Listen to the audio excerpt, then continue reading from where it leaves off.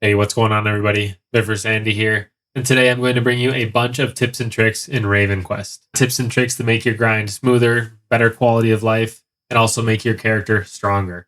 My first tip has to do with stacking different consumables in RavenQuest. You can actually do a baked good, drink, meal, whetstone, and an elixir all at one time. And here I'll eat one of each, and you can see I have the cookies, rum, Liderian fries, the whetstone impact on both my weapons, and the lesser champion's tonic all impacting me at once. An easy way to stack up on these in the marketplace is just come to Consumables, buy a nice cheap baked good, drink, meal, elixir, and whetstones. If you're a tryhard or maybe going into like the PvP arena, definitely consider also grabbing something like poison. Also worth mentioning, definitely grab some health potions or mana potions. And also do not forget to add these to your action bar. A quick way to add things to your action bar, like let's say I just bought these potions, go to my inventory, right click, add to action bar, and then you can drag it to your preferred slot. Another super useful consumable to keep on you at all times is MOA rations. You can have normal MOA rations or superior ones, but basically anytime you're running outside of a safe zone, so I'll step out of RavenQuest here,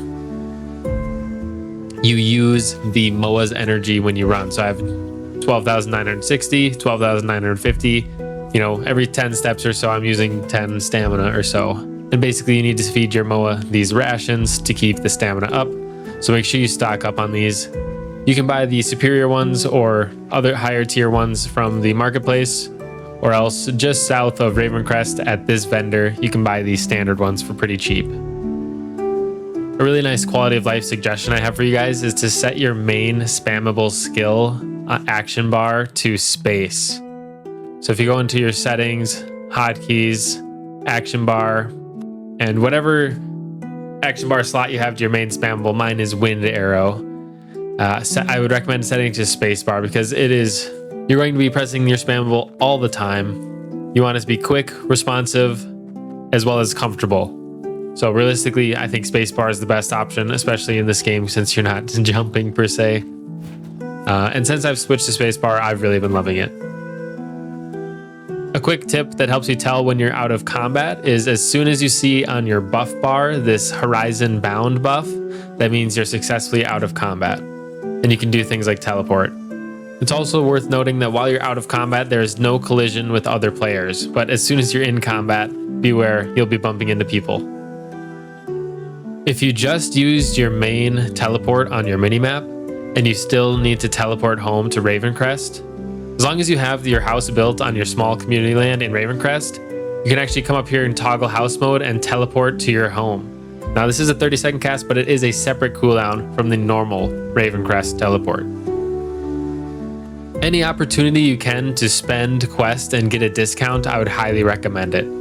Whether you're doing fast traveling, crafting tax, planting anything on your land, as well as any death taxes. If you're running out of quest, make sure to just come to the monk broker. I want to see the currency market, and let's say you were going to spend 100,000 silver. Well, you can spend 80k silver because you'll have that 20% discount and get that quest instead. When you're augmenting your gear in RavenQuest, it's actually a better expected value to use the, quote unquote gamble. You can see here's an example where I would use one augment stone at a 20% chance of success and throw 50,000 silver at it versus use 6 of them for a 100% success and throw 300,000 silver. So I would expect, at 20% success rate, I would expect to pay this 5 times, which would be 5 stones and 250,000, which is cheaper than the 100% success. So, pro tip, definitely gamble on the augmenting stones. As soon as you unlock it, I would highly recommend buying both the small community and the medium community land. As long as you guys are planting something profitable, I pretty much guarantee you they will both pay for themselves. These can be really big value long term. One thing that caught me off guard, sadly, and I hope you guys don't run into, is knowing when a quest will only give you one reward or the other. Checking out my quest log, you can see here is something like Green Sabbath. You will only receive one of these rewards.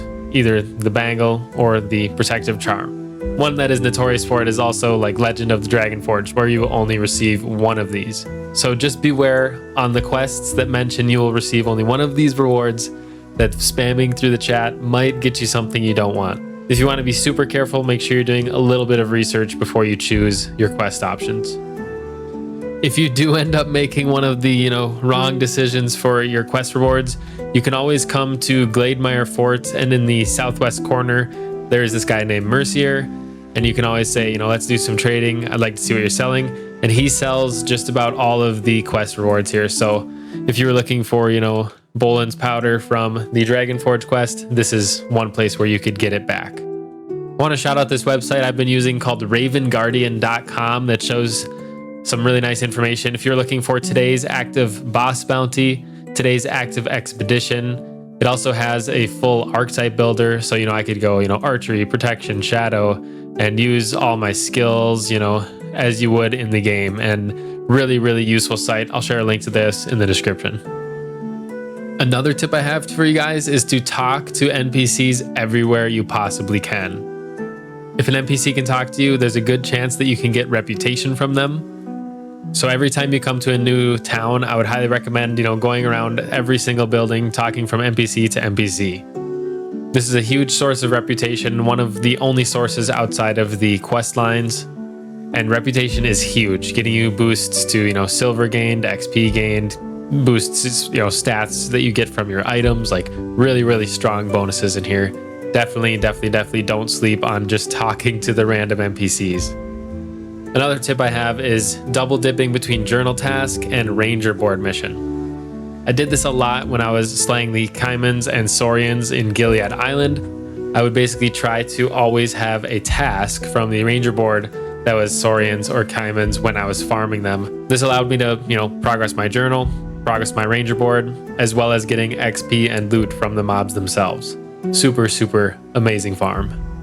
In general, I would encourage you guys to do things like keeping your login streak, try to clear your adventure board every day and keep up with as many ranger tasks as you can stomach. Grind a little bit every day. Never try to burn yourself out. Over time, steady progress will get you a stronger character, which will allow you to access and conquer more content.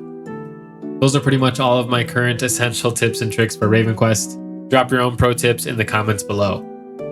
If you found this video helpful, please leave a like. I want to take a second to say thank you to all my current channel members, Twitch subscribers, as well as my current stream boss, Jason Baker. Thank you so much for supporting on stream. That's all for this one, guys. Till next time, take care and good luck with your grind.